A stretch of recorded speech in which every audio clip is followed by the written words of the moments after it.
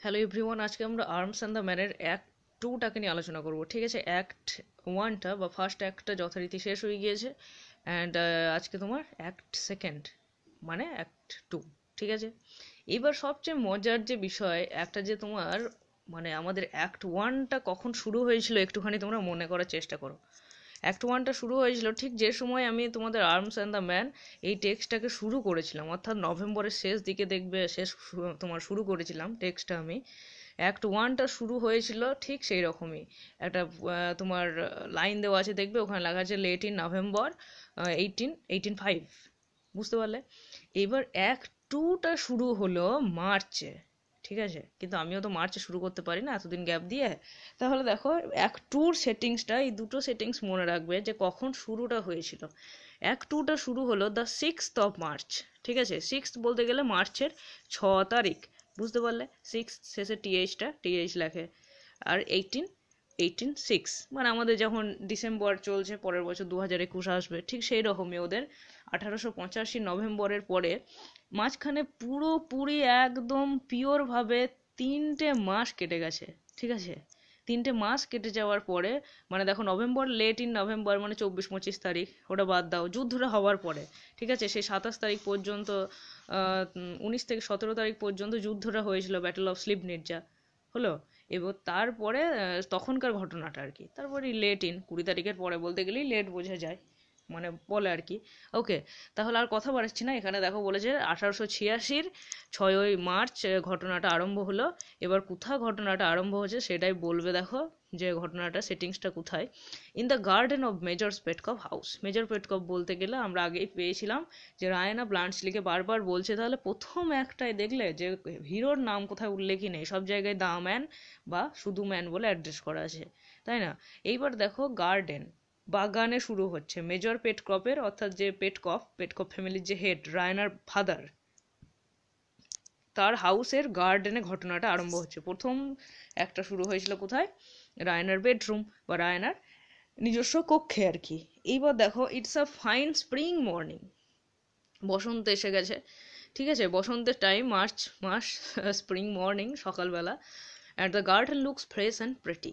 এখানে একটা জিনিস, গার্লস সর্দি মানে তোমার যেমন গার্লস সর্দি নাটক আমরা পেয়েছিলাম, অর্থাৎ কিসে বলো তো, জাস্টিসে, ঠিক সেই রকমই বার্নার্ড শর মাধ্যমেও কিন্তু এই যে এই লাইনটা খুব সুন্দর লাইন, যে সকালবেলা ফ্রেশ এবং প্রিটি, অর্থাৎ মানুষগুলোর মনের সঙ্গেও দেখো এই লাইনগুলো মিলবে।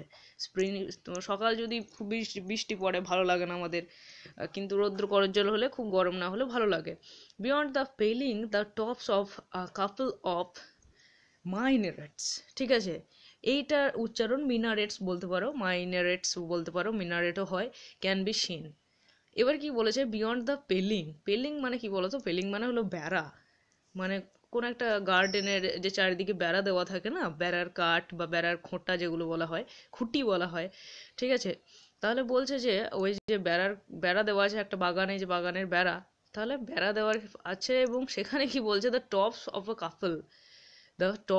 Of a couple of minarets can be seen. তাহলে দুটো মিনারেটস দেখা যাচ্ছে। মিনারেট মানে কি? চূড়া বলতে পারো, টাওয়ার। ঠিক আছে, যেমন মন্দিরের মসজিদের চূড়া, ঠিক সেই রকমই এখানে বলেছে সেই যে বাগানের উপরে আর কি, মানে এইটা আমি তোমাদেরকে বোঝাতে গেলে ছবি ব্যবহার করতে হবে, আমি ছবি ব্যবহার করবো এই টেক্সটায়। ঠিক আছে, দুটো জায়গায় ছবি ব্যবহার করতেই হবে, তাছাড়া বুঝতে পারবে না। তাহলে এখানে যেটা বলতে চাইছে, ধরে নাও বাগান আছে, বাগানে খুঁটি দেওয়া আছে এরকম ভাবে গাছপালাকে পশু থেকে রক্ষা করার জন্য, এবং সেই খুঁটির দূরে দুটো চূড়া দেখা যাচ্ছে। চূড়া মানে কোনো একটা বড় মন্দির বা কোনো একটা গির্জা, সেরকম কোনো কিছুর একটা সিম্বল ওগুলো। Showing that there is a valley there. তাহলে সিউইং বলতে গেলে শোয়িং, আমি বলেছিলাম ওটা আগেকার ফর্ম, শিউ লেখা হতো ওল্ড ফর্মে। তাহলে সেখানে একটা ভ্যালি আছে, ভ্যালি বলতে গেলে একটা উপত্যকা আছে, with a little town in it. এবং সেখানে দূরে, মানে এখানে কি বলছে দেখো, বালকানস রাজ্য, বালকানস কাদেরকে বলে সেটা আমি বলেছিলাম, আর ফিরে যাচ্ছি না ওই সমস্ত পুরনো কথায়। তাহলে ওই যে মানে যে সমস্ত তোমার আমাদের তোমার দুটো কান্ট্রি আছে এখানে, তাই তো, বুলগেরিয়ান এবং স্লিভনিচ আর কি, তোমার যে সার্বিয়ান সোলজার। ঠিক আছে, এই সমস্ত এরিয়াগুলোকে একসঙ্গে বলা হয় বালকান।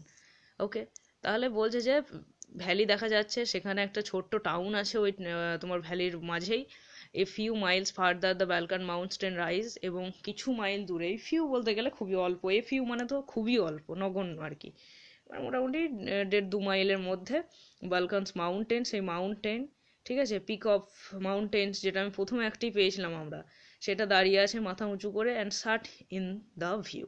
এবং shut in the view, shut in মানে কি ঘেরা করা, ঘিরে আছে, ঠিক আছে, মানে ধরে নাও তুমি দার্জিলিং বেড়াতে গিয়েছো, দূরে দেখছো কাঞ্চনজঙ্ঘা, কি মনে হবে গোটা দিগন্তটাকে ঘেরে আছে, ঠিক সেই রকমই ওই বালকানস মাউন্টেন অর্থাৎ ওই পর্বতটা, ঠিক আছে, গোটা এরিয়াটাকে ঘেরে আছে, সার্ট ইন মানে ঘেরাও, ঘেরাও করা আর কি। Within the garden the side of the house is seen on the right. তাহলে উইদিন দ্য গার্ডেন, উইদিন মানে মধ্যে, ঠিক আছে, যেমন I will be there within 7 days, আমি 7 দিনের মধ্যে সেখানে যাব, যে কোনো দিনে যেতে পারি, 5 দিনও হতে পারে, 3 দিনও হতে পারে। তাহলে এটা কি বলছে, within the garden the side of the house is seen on the right. তাহলে গার্ডেনের মধ্যেই একটা বাড়ি দেখা যাচ্ছে, সেই বাড়িটা কোথায়, সিন অন দ্য রাইট, ডান দিকে, বুঝতে পারলে, বাগানের ডান দিকে, মানে এই বাড়িটা বলেছে আমাদের মেজর পেটকপের বাড়ি, ও বাগানের কাছে আছে, সেই জন্য বলছে, বাগানের সিনটা দিয়ে বর্ণনা করলো, মানে বাগান থেকে চারিদিক দেখতে কেমন লাগবে সেইটা বলছে। বাগানের ডান দিকে বাড়িটা আছে, বাগানের একটু দূরে একটা ভ্যালি আছে, যেখানে তোমার কি বলে, দুটো মিনার আছে, চূড়া আছে, সেইটা বলছে। এইবার দেখো যে তারপরের লাইনটা, with a garden door reached by a little flight of steps, এবং সেখান থেকেই বাগানটা দেখা যাচ্ছে, যে বাগানের বর্ণনাটা, এটা জটিল নয়, জাস্ট একটু মনোযোগ সহকারে শুনবে, ঠিক আছে।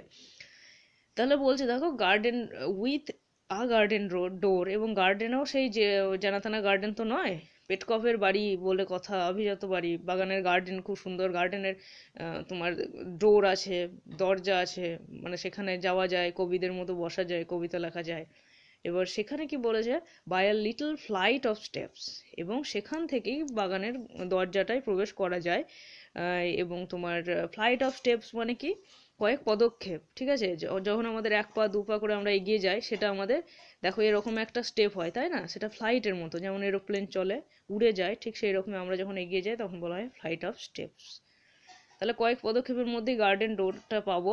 On the left the stable yard, এবং লেফটে মানে ডান দিকে তোমার বাড়িটা আছে বাগানের, ঠিক আছে, বাগানের ডান দিকে বাড়ি, এবং বাঁ দিকে কি আছে, স্টেবল ইয়ার্ড, স্টেবল বলতে গেলে অশ্বশালা, ইয়ার্ড বলতে গেলে উঠোন বলতে পারো, আঙিনা বলতে পারো, ঠিক আছে, উইথ ইটস গেটওয়ে। তাহলে উইথ ইটস গেটওয়ে, গেটওয়ে মানে কি প্রবেশ পথ, এন্ট্রান্স যেটা আর কি, ঠিক আছে। তারপরে চলে এসো কি বলেছে, গেটওয়ে থাক, এনক্রোচেস অন দ্য গার্ডেন, এবং যে স্টেবল এয়ারটা আছে সেটা কি বলেছে, এনক্রোচেস, এনক্রোচেস মানে অনধিকার প্রবেশ করা, ঢুকে পড়া, সীমা লঙ্ঘন করা। তাহলে সেই যে তোমার বাগানের একটা ডোর, তার বাঁ দিকে আছে কি স্টেবল এয়ার, এবং সেখানেই অশ্বশালার কাছেও গার্ডেনটা যেন মনে হয় মাথা একদম ঢুকিয়ে দিয়েছে, ঠিক আছে, ও মানে অশ্বশালার মধ্যেও বাগানটা যেতে চাইছে। There are fruit bushes along the paling and house, ঠিক আছে। তাহলে কি বলেছে, সেই বেড়ার ধারে ধারে এবং বাড়িরও ধারে ধারে ইভেন ফ্রুট বুশেস মানে ছোট ফলের গাছপালা ঝোপঝাড় আছে আর কি, covered with washing hung out to dry. তাহলে ওয়াশিং, ওয়াশিং বলতে গেলে জামা কাপড় বলেছে এখানে, ঠিক আছে, হাং টু ড্রাই, এটা কোনো কোনো বইয়ে আছে দেখবে স্প্রেড আউট টু ড্রাই, ঠিক আছে। হাং মানে ঝোলানো, আমরা যেমন সান টান করি তারপরে জামাগুলো শুকাতে দিই, ঠিক সেই রকমই মানে বলেছে যে ওই বেড়াতে যেরকম পাড়াগ্রামের সিনে হয়, টাউনে তোমার ছাদে মেলা হয়, ঠিক সেই রকমই, ঠিক আছে, পাড়াগ্রামে ছাদে ইউজ করা হয়। তাহলে বলছে যে বিভিন্ন জামা কাপড় সেগুলো শুকানোর জন্য টানানো আছে, মানে একদম ন্যাচারাল বর্ণনা, ঠিক আছে, কোনো অতিরঞ্জিত ভাব নেই, কিচ্ছু নেই। A path runs by the house, এবার কি বলেছে দেখো, হাউসের সামনে একটা রাস্তা চলে গিয়েছে, তাই না, যেমন বাড়ির সামনে দিয়ে একটা রাস্তা যায়। এবার দেখো, and rises by 2 steps at the corner where it turns out of the right along the front. এবং কি বলেছে দেখো, সেই যে পথ মানে ধরে নাও একটা বাড়ি, ঠিক আছে, বাড়ির সামনে একটা পথ চলে যাচ্ছে, এটা বাড়ি নয়, জাস্ট ধরে নাও ছবিটা, তাহলে সেই পথের দিয়ে বলেছে 2 স্টেপ এগোলেই আর কি একটা কোণ পাবে, ঠিক আছে, এবং where it turns out to the right along the front, এবং তারপরে রাস্তাটা একটা বাঁক নিয়ে ঘুরে ঘুরে গিয়েছে, ঠিক আছে, মানে এখানে দেখবে কোথাও কোথাও আছে আউট অফ সাইট, মানে রাস্তাটা বাড়ি থেকে এগিয়ে গিয়েছে, তারপর একটা কোণের সৃষ্টি করেছে এরকমভাবে, এবং তারপরে না চোখের দৃষ্টির বাইরে চলে গিয়েছে রাস্তাটা। মানে কেউ যদি একটা অ্যাঙ্গেলে দাঁড়িয়ে থাকে আর একটা রাস্তার মানে সে ব্যাঁকটা বা মোড়টা দেখতে পায় না, তাই না? কোনটা কি করে দেখতে পাবে? খিলানের মতো অবস্থা। In the middle a small table. এইবার এসব বাস্তব বর্ণনা, এইগুলো নিয়ে ঝামেলা চাপ নেবে না, এগুলো কোনো সময় আসে না যে বাঁ দিকে কী ছিল ডান দিকে কী ছিল, কেবল আসতে পারে সেটিংসটা কোথায়, ঠিক আছে? সেকেন্ড একটা কোথায় আরম্ভ হয়েছে এরকমভাবে দেয়, এবং কতগুলো চূড়া দেখা দিয়েছিল অত দূরেই, তার বেশি কিচ্ছু আসে না। তাহলে এখানে কি বলছে যে একটা ছোট টেবিল আছে সেই বাগানের সামনে আর কি, মানে ওদের বাড়ির ইয়ার্ডে, উঠোনে, with two bent wood chairs, ঠিক আছে? বেন্ট উড বলতে গেলে আরাম করে ঠেস দিয়ে বসা হয়, ঠিক সেই রকমই দুটো কাঠের চেয়ার আছে অ্যাট ইট, ঠিক আছে, টেবিলের কাছেই আর কি। ইজ লেট ফর ব্রেকফাস্টের জন্য, মানে তোমার একটা টেবিল এবং চারিদিকে দুটো চেয়ার রাখা আছে, মনে হচ্ছে যে এখানেই ব্রেকফাস্ট করে ওরা সকালবেলায় বাগানের হাওয়া খেতে খেতে, ঠিক আছে? বসন্তকাল বলে মজা লাগছে, শীতকাল হলে দেখাতো হাওয়া খাওয়া বার করে দিত। তারপরে বলছে দেখো, is laid for breakfast with Turkish coffee pot, ঠিক আছে? ব্রেকফাস্ট আবার চা থাকবে না তাই হয়, ঠিক সেই রকমই বলেছে। দেখো তার কিছু হয়তো তুর্কিদের কফি, এটা এই অর্থেই, মানে সেখানে অটোম্যান যেটা আমি বলেছিলাম না, অটোম্যানটাও একটা তুর্কিশ টার্মে এসেছে সোফা অর্থে। এবার সেই ধরনের বিশেষ চা খাবার পাত্র আছে টেবিলের উপর রাখা, কাপস আছে, দেখো কাপও রাখা আছে, রোলস বলতে গেলে ব্রেডের মতো আর কি, রুটি, ঠিক আছে, পাউরুটি বা ব্রেড উইথ মাখনের সঙ্গে খাওয়া হয় যেটা, ঠিক আছে, ঠিক সেই রকমই আর কি, etcetera. But the cups have been used and the bread broken. মানে কি, ব্রেকফাস্টটা খাওয়া হয়ে গিয়েছে হয়তো, কিংবা কোনো কিছু একটা ঝামেলার জন্য অর্ধেক খাওয়া হয়ে আছে এরকম, মানে যে কাপগুলো রাখা ছিল সেগুলো ব্যবহার করা হয়েছে, মানে তাতে চা খাওয়া হয়েছে বোঝা যাচ্ছে, এবং ব্রেড ব্রোকেন, এবং রুটিটা কেউ খেয়ে অর্ধেক করে ফেলেছে, ভেঙেছে, ঠিক আছে। There is a wooden garden seat against the wall on the left. তারপরে উডেন গার্ডেন সিট মানে বাগানের পাশে দেখবো যেমন পার্কে হয় না, যে সেখানে একটা চেয়ার করে দেয়, সেখানে গিয়ে আমরা বসি, ভালো লাগে, ঠিক সেই রকমই বলেছে। প্রাচীরের বাঁ দিকে একটা কি আছে, কাঠের একটা সিট করে দেওয়া আছে, যেখানে আমরা তোমার ঠেস দিয়ে বসতে পারি, মানে ওরা আর কি বসতে পারে, লৌকা। এবার আমাদের সে মেড সার্ভেন্টের কথা মনে আছে, লৌকার কথা, মেয়ে যেটা সার্ভেন্টের আয়নাদের বাড়িতে, হেল্পার আর কি, ডোমেস্টিক হেল্পার। স্মোকিং আর সিগারেট, এবার সিগারেট বানানটা ভালো করে লক্ষ্য করো, সিগারেট বানানটা অ্যাকচুয়ালি কিন্তু যদিও এরকমই হওয়া উচিত ছিল, তবুও এরকম কিন্তু নয়, কিন্তু এখানে বার্নার্ড শ এরকম ব্যবহার করেছে, কেননা বার্নার্ড শ এই অতিরঞ্জিত ভাবটা পছন্দ করতো না। সিগারেট বানানটা আসলে CIGARE ঠিক আছে, মানে এখানে আর একটা টি হতো দিয়ে হতো, তো এরকম বলার কি দরকার, তাই না? এটা হওয়া উচিত ছিল, সেই জন্য বার্নার্ড শ এখানে সিম্পলিফাইড করার জন্য স্পেলিংয়ে ডাইরেক্ট যেটা হওয়া উচিত সেটা লিখে দিয়েছে, ম্যারিলামের মতো, ম্যারিলামে এরকম ব্যবহার করতো। যাই হোক, standing between the table and the house, Louka কোথায় দাঁড়িয়ে আছে দেখো, লৌকা সিগারেট খাচ্ছে, বাবা চিন্তা করো, লৌকা সিগারেট খাচ্ছে, এবং একটা টেবিল আর সেই বাগানের মাঝামাঝি অবস্থায়, সে বাড়ির মাঝামাঝি অবস্থায়, ঠিক আছে, বাড়ির মাঝখানে দাঁড়িয়ে আছে, turning her back with angry disdain on a man servant who is lecturing her. এবং পিছন দিক ঘুরে আছে আর কি, মানে ওর সঙ্গে কেউ কথা বলছে, মানে যে মানুষটা কথা বলছে তার দিকে নিজের পিছন দিকটা দিয়েছে এবং অন্য দিকে তাকিয়ে আছে ও, বিরক্তির সঙ্গে, ডিসডেইনের সঙ্গে, ঘৃণার সঙ্গে, ঠিক আছে, রেগে মেগে সে মেড সার্ভেন্টের কথা শুনছে, লেকচার শুনছে। দেখো মেড সার্ভেন্ট একজন ছিল মেল আর কি, ঠিক আছে, ম্যান সার্ভেন্ট, একজনের নাম ছিল লৌকা, আর একজনের কি নাম ছিল, নিকোলা, ঠিক আছে। এবার নিকোলার ক্যারেক্টারটা আমরা অ্যাক্ট 1-এ পাইনি, অ্যাক্ট 2-তে পাবো। নিকোলা, আমি যখন ক্যারেক্টার সম্পর্কে বলেছিলাম তোমাদের পার্ট 2-র যে ভিডিওটা হয়েছিল আর কি, এটা পার্ট 12। এইবার সেখানে বলা ছিল যে নিকোলা কিন্তু পছন্দ করে লৌকাকে, কিন্তু লৌকা পাত্তা দেয় না, লৌকা জাস্ট ইউজ করে, যখন দরকার হয় বলে, কিন্তু লৌকা কোনো সময় চায় না একটা সিম্পল ভাবে ও বাঁচুক, ও চায় টাকা পয়সা বড় হয়ে বড় কিছু হবে, এরকম ভাবে চাকরগিরি করে জীবনটাকে কাটাতে চায় না আর কি, ঠিক আছে। তারপরে দেখো, he is a middle aged man of cool temperament, ঠিক আছে। এইবার যে বর্ণনাটা দেবে লৌকার, এটা নিকোলার বর্ণনাটা খুব ইম্পর্টেন্ট, কিন্তু পোশাক আশাক সমস্ত কিছু যখন তোমরা জানতে পেরে যাবে তখন দেখবে ও কতটা সিম্পল, পোশাকের মাধ্যমে মানুষের অনেক কিন্তু ক্যারেক্টার বৈশিষ্ট্য মানে বোঝা যায়, ঠিক আছে। এবার দেখো বলেছে যে middle aged man with cool temperament, বেশ ঠান্ডা মেজাজের একটা মধ্যবয়স্ক ব্যক্তি, and low but clear and keen intelligence. Low ঠিক আছে, একটু নিচু, মানে বুদ্ধিটা অতটা ওর রিফাইন্ড হয়নি, ফিল্টার্ড হয়নি, কিন্তু যেটুকুই বুদ্ধি আছে কিন, একবারে খাঁটি এবং স্বচ্ছ একটা বুদ্ধিমত্তার পরিচয় পাওয়া যায় ওর কাছ থেকে, বুঝতে পারলে?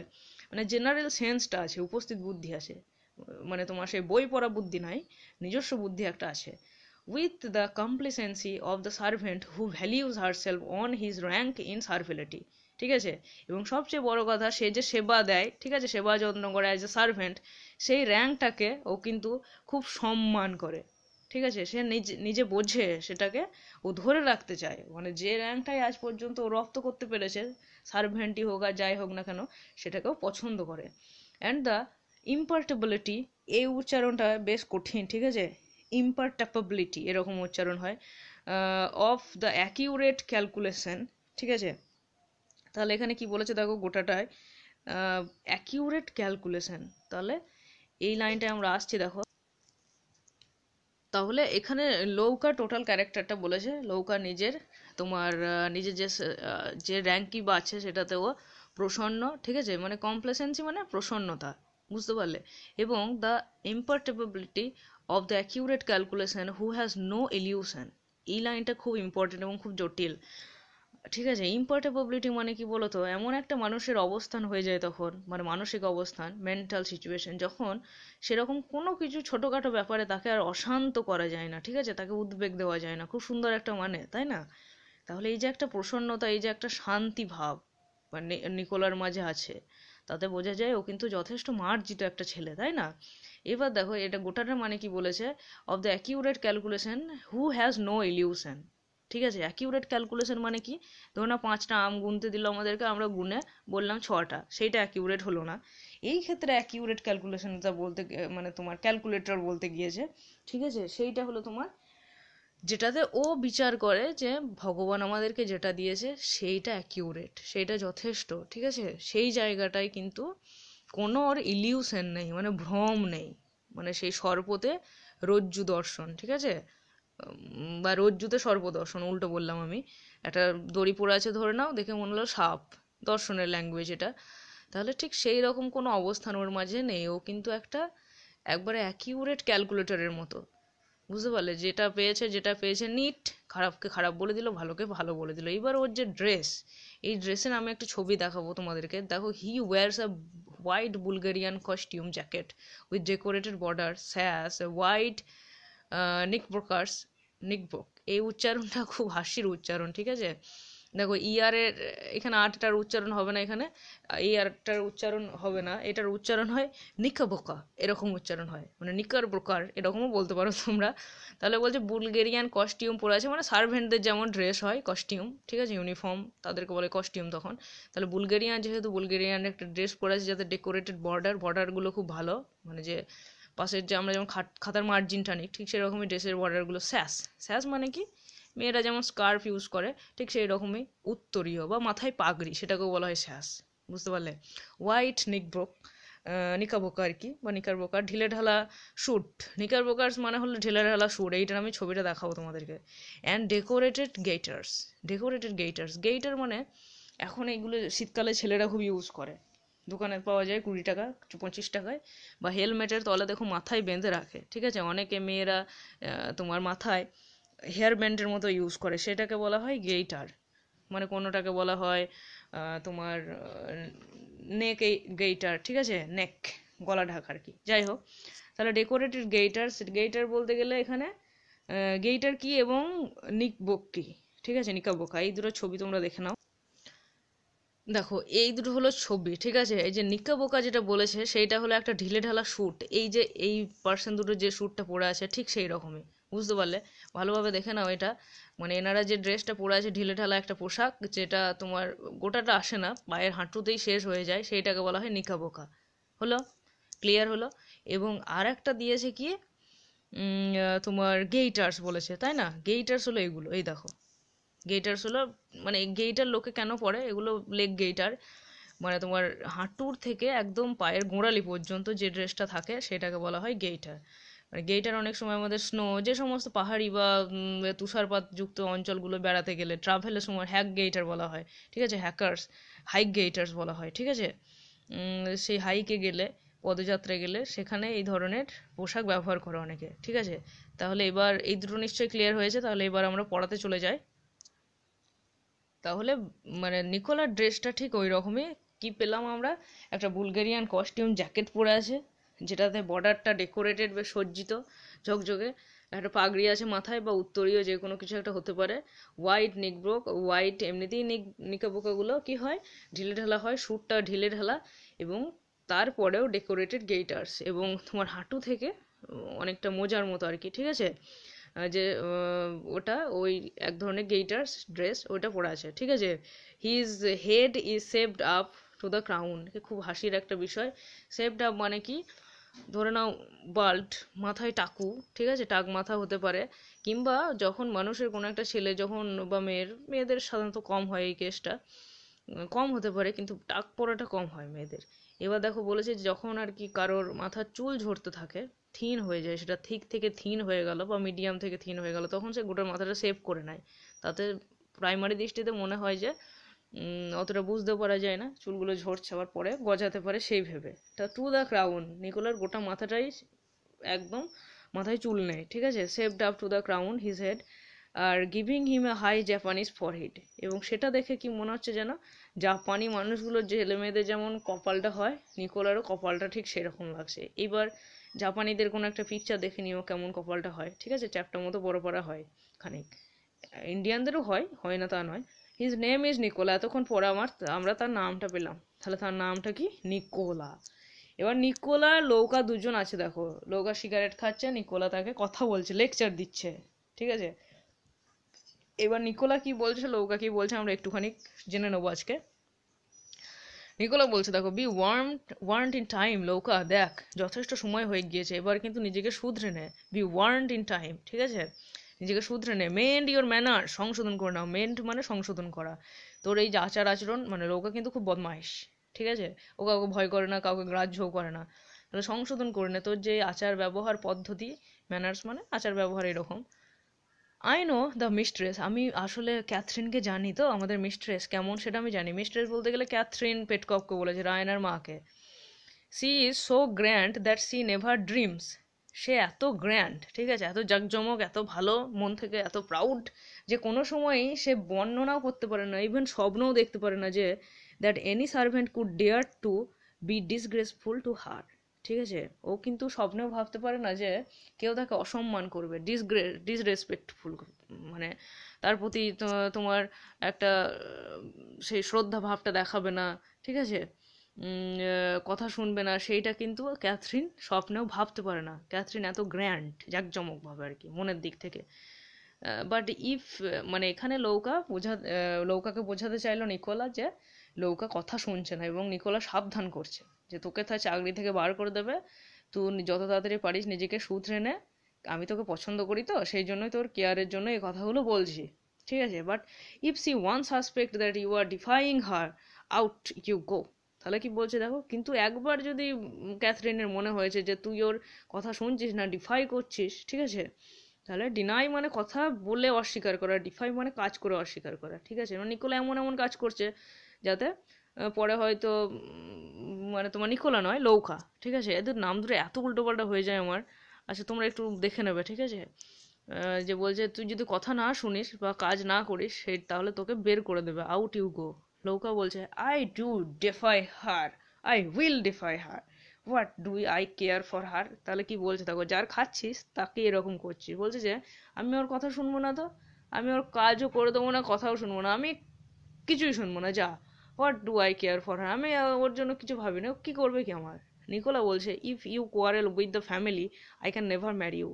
তুই যদি এই ফ্যামিলি পরিবারের সঙ্গে ঝগড়া করিস, ঠিক আছে, মানে একটুখানি বুঝতে পারছো ওদের, দেখো সেই যে বলেছে কিছু একটা হয়েছে, ঠিক আছে, যে যার জন্য তোমার সে ব্রেকফাস্টে টেবিলে বললো পাউরুটি ব্রোকেন হয়ে পড়ে আছে, সেই জন্য আর কি। নিকোলার কারণে হয়নি, লৌকার কারণে হয়েছে, ঠিক আছে? সেটা আমরা পরে পাবো যে কি হয়েছে না হয়েছে। তারপরে দেখো বলেছে তুই যদি এই ফ্যামিলির সঙ্গে ঝগড়া করিস এইভাবে, ওদের যদি কথা না শুনিস, আমি তোকে কোনোদিনই বিয়ে করবো না। নিকোলা বলছে ইটস দ্য সেম, খুব সুন্দর একটা কথা বলবে দেখো, as if you quarrelled with me. মানে নিকোলা ফ্যামিলিটাকে কতটা ভালোবাসে সেটা বোঝা যাচ্ছে। বলছে যে তুই যদি এই ফ্যামিলির মেম্বারদের সঙ্গে ঝগড়া করিস, তাহলে এটা আমার সঙ্গে ঝগড়া করার সমানই হলো, ঠিক আছে? তোমার লৌকা কি বলছে, you take her part against me, do you? তাহলে you take her part against me, তাহলে কি বলছে, তুই কি ওর হয়ে কথা বলছিস নাকি? ওর বলতে গেলে ক্যাথরিনের জন্যই বলেছে, ঠিক আছে? তাহলে ও কথা কিছু বললো না, সেই জন্য তুই ওর পার্ট হয়ে কথা বলছিস নাকি? নিকোলা সেডেটলি, নিকোলা কি বলছে দেখো, শান্তভাবে বলছে, I shall always be dependent on the good will of the family. আসলে কি বলতো, আমি কারোর হয়ে লড়ছি না, কিন্তু আমি সবসময় এই ফ্যামিলিটার ভালো চাই। অলওয়েজ বি ডিপেন্ডেন্ট, ঠিক আছে? আমি স্বাধীন, মানে তোমার এই ফ্যামিলির গুড উইলের, এই ফ্যামিলির ভালো হোক, সেই জন্য আমি এদের উপর নির্ভর করে থাকতে চাই। When I leave their service, যখন আমি এই কাজটা ছেড়ে দেবো এদের, একটা সময় তো বয়স হবে, তাই না? And start a shop in Sofia, এবং সোফিয়া সম্পর্কে আমি একটা বলেছিলাম তোমার, যে বুলগেরিয়া থেকে মোটামুটি কিছু একটা ডিস্ট্যান্সে একটা প্রভিন্স, ঠিক আছে, যেটার নাম ছিল সোফিয়া। এটা কোনো একটা পার্টে বলা আছে, দেখবে 1 নাম্বার বা 2 নাম্বার বা 3 নাম্বারে হতে পারে, এই 3টে পার্টের মধ্যে একটা পার্টে বলা আছে যে সোফিয়া কোথায় আছে আর কি, সোফিয়া। তাহলে এই যে বলেছে সোফিয়াতে আমি একটা দোকান খুলবো, তখন their custom will be half my capital, their bad word will ruin me. তাহলে কি বলছে, তাদের কাস্টম, তাদের প্রথা, দস্তুর বলা হয় হিন্দিতে, ঠিক আছে? তাদের প্রথা কি হবে আমার ক্যাপিটাল, মানে কি আমার নীতি, আমার প্রিন্সিপাল, আমার সমস্ত জীবনে চলার পথ, ঠিক আছে, সেটা হলো তাদের প্রথা অনুসরণ করেই হবে, কেননা আমি এদের হয়ে অনেক দিন ধরে কাজ করছি। এবং তাদের জন্য যদি কোনো খারাপ শব্দ আমি নিজে বলি বা কারোর কাছ থেকে আমি কোনোদিন শুনতে পারি, সেটা আমার কাছে খারাপ খারাপ হবে। মানে তোমার রুইন মি বলতে গেলে, যে দোকানটা খুলবো সেই ব্যবসাটাও আমার চলবে না আমি যদি এদের নিন্দা করি, বুঝতে পারলে? তারপর দেখো লৌকা বলছে, ইউ হ্যাভ নো স্পিরিট, তোর কোনো উচ্ছ্বাস নাই জীবনে। I should like to see them dare say a word against me. কারণ বদমাইশ দেখো, মানে যে ঝগড়া করতে চায়, সে সবসময় চায় যে ওই লোকটা, মানে যাকে পছন্দ করে না, সে আমার সম্পর্কে কিছু বলুক, যাতে আমি ঝগড়াটা ভালো করে জমে আমাদের। সেই রকমই লোক এখানে বলছে, আমি না চাই যে ওরা আমার বিরুদ্ধে কিছু বলুক, তবে তো জমবে ভালো, ঝগড়া করবো ভালো, ঠিক আছে? নিকোলা কি বলছে দেখো, পিটিংলি, নিকোলা করুণভাবে বলছে, যেন নিকোলা লৌকাকে খুব বোঝে, ঠিক সেরকম ভাবেই। I should have expected more sense from you Louka. Should have এর ব্যবহার আমি বলেছিলাম উচিত, এই অর্থে, ঠিক আছে? তাহলে কি বলছে যে যে আমি তোর কাছ থেকে যে তোমার অন্য কিছু আর কি, মানে এর চেয়ে বেশি সেন্স, এর চেয়ে বেশি জ্ঞান এক্সপেক্ট করা উচিত ছিল আমার তোর কাছ থেকে। বাট ইউ আর ইয়াং, কিন্তু তুই যুবতী, ঠিক আছে? তো ইয়াং বলতে গেলে এখানে বয়সের দিক থেকে ইয়াং এর চেয়েও মনের দিক থেকে সেটা বুঝিয়েছে, কাঁচা, মানে কোনো অভিজ্ঞতা নাই, কোনো জ্ঞানগম্য নাই, কাকে কি বলতে হয়, কোথায় কি বলতে হয়, কিছুই জানিস না, যা ইচ্ছা তাই বলে দিস। লৌকা কি বলছে দেখো, yes, and you like me the better for it, don't you? কিন্তু ও ভাবলো বয়সের দিক থেকে, যে আমি বুড়ি হলে আমাকে পছন্দ করতিস নাকি?